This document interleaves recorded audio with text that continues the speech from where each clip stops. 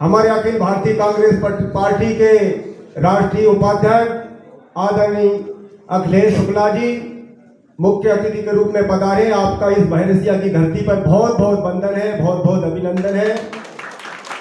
और हमारे प्रदेश के किसान के मुखिया आदरणीय महेंद्र सिंह चौहान जी, आपका भी बहुत बहुत धन्यवाद, बहुत बहुत वंदन है, बहुत बहुत। और हमारे जिले के ग्रामीण अध्यक्ष आदरणीय अनोखी मानसी पटेल जी, आपका भी बहुत बहुत वंदन है, बहुत बहुत अभिनंदन है। और जिस किसान नेता की हम बात करेंगे भोपाल जिले की, जिस दिन से राम भाई महर का नाम आया है भोपाल जिले में, उसी दिन से सभी जनता में खुशी की लहर है। राम भाई के लिए जोर से तालियां बजाकर स्वागत करें। साथियों, जिस आदमी का नाम अच्छा हो तो उसका काम भी अच्छा होना चाहिए। जब राम जी का नाम आता है, राम का नाम हमारे मुख से आता है, तो उनका काम भी अच्छा है। राम भाई, आपके लिए बहुत बहुत वंदन है, बहुत बहुत अभिनंदन है। साथियों, हम किसान आदमी है, किसान की बात करेंगे।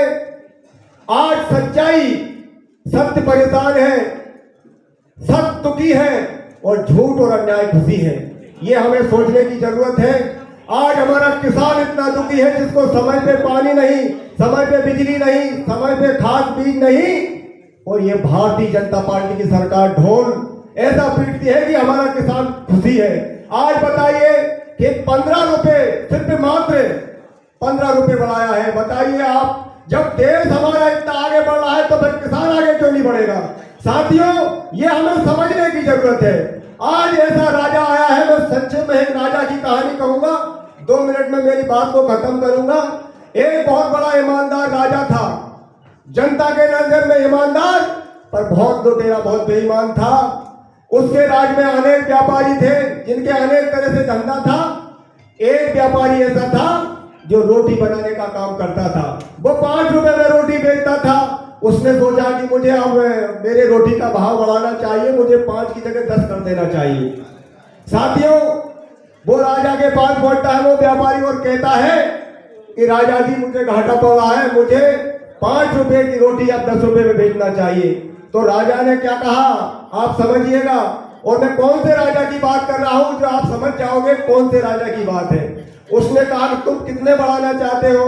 उसने कहा कि साहब 10 रुपए बढ़ाना चाहता हूं। राजा ने कहा 10 नहीं, तुम 30 रुपए रोटी बढ़ाओ, 30 रुपए। वो व्यापारी अचंभित हो गया कि साहब तहलका मच जाएगा पूरे शहर में, अरे 5 की जगह 10 बढ़ाओ, तो तुम 30 की बात कर। राजा ने कहा मैं सब संभाल लूंगा, तुम डायरेक्ट 30 रुपए बढ़ाओ। साहब उसी ने दूसरे दिन से 30 रुपए रोटी बढ़ा दिया। गरीब आदमी भूखे मरने लगे और पूरे शहर में तहलका मच गया, साहब भूखे मरने लगे। तो अब क्या करना चाहिए? अब अपने ईमानदार राजा के पास चलना चाहिए। सारे शहर की जनता ईमानदार राजा के पास पहुंचती है, झूठे के पास, और कहती है कि राजा जी, हम तो भूख के मारे मरे, त्राय त्राय होने लगा। राजा ने अपने मंत्रियों और सेना से कहा कि जाओ उस गुस्ताख व्यापारी को बुला के लाओ, पकड़ के लाओ। ये ऐसी, मेरे अलावा उसने कैसी गुस्ताखी की? साथियों, वो सभी पहरेदार जाते हैं और उस व्यापारी को तो पकड़ के लाते हैं। अब व्यापारी को तो राजा ने भाव बढ़ा ही दिया था। साहब वो जाता है और राजा के साथ कहता, और राजा कहता, क्यों गुस्ताख व्यापारी, तुमने 30 रुपए रोटी क्यों बढ़ाया? उसने कहा आज से तू आधे दाम में रोटी बेचेगा, 30 की जगह 15 में बेचेगा।